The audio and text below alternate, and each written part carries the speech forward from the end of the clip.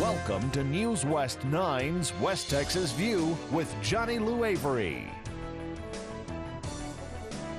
Welcome to the West Texas View. I'm Johnny Lou Avery, and we have this program every Sunday morning, and we've been having it for 21 years. And today is going to be a departure from our normal programming because I want to take some time to just stop and pay tribute to K-West Television for their commitment to public service, because television time is very, very valuable, and to have a station to commit to 30 hours a week of programming is very, very rare. And 21 years ago, John Foster was the innovative and very creative general manager of the station, and he conceived the idea of this program, and he asked me to host it, not because I'm a media professional, but because I'm not. He wanted the program to be like neighbors talking to neighbors. And so I was busy in another career and have continued to be busy in that career, but I was able to arrange this program around that, and so they worked with us so that we could have 30 minutes of programming every week that would be something the people in the Permian Basin needed to know more about. So we've been showing for the past 21 years interesting people, interesting places and events, and important organizations in the Permian Basin. We've done 1,092 shows about everything from education to youth organizations, from drug addiction to HIV, from home health care to home birthing, from mental health to Alzheimer's. Guests have ranged from little children to senior citizens, and they've come from all over the Permian Basin and beyond. And because this is the anniversary date, this is the date of the end of 21 years of programming, I wanted to look back on some of the things and some of the highlights and some of the people that we've met as I say thank you to this station for having this idea and donating this time. And as I do, I hope you'll be thinking of interesting programs, interesting people, interesting events that you would like to see on this program in the future.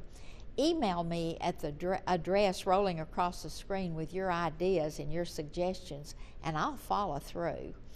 The goal of the show was, from the very beginning, was to present positive, informative, and interesting programs and to stay away from politics.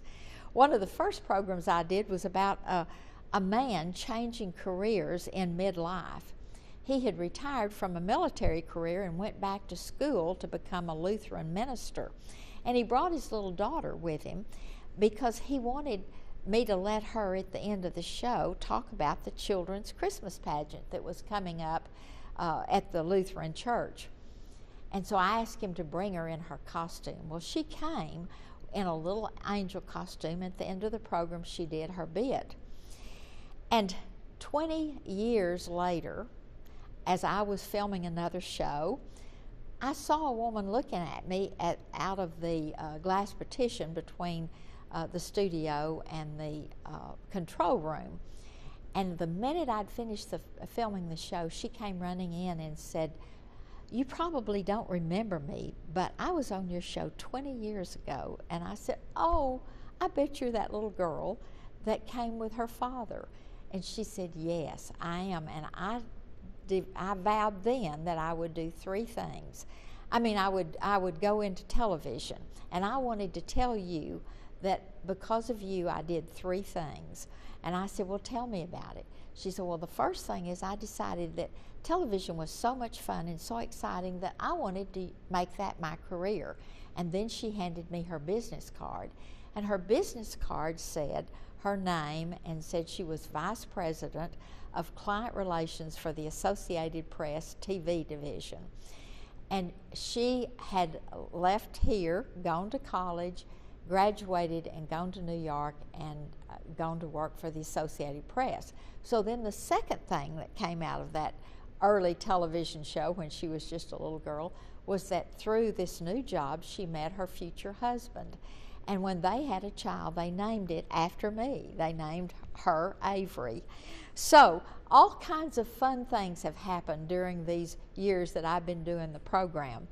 And I wanted to share just a little bit about some of the fun things, but again, I want to urge you to write down any other programs or people that you would like for us to interview, whether particularly in the outlying areas. We've interviewed a lot of people that have had golf tournaments at Andrews and cultural celebrations at Crane, and of course our local symphonies and other events and the community festivals.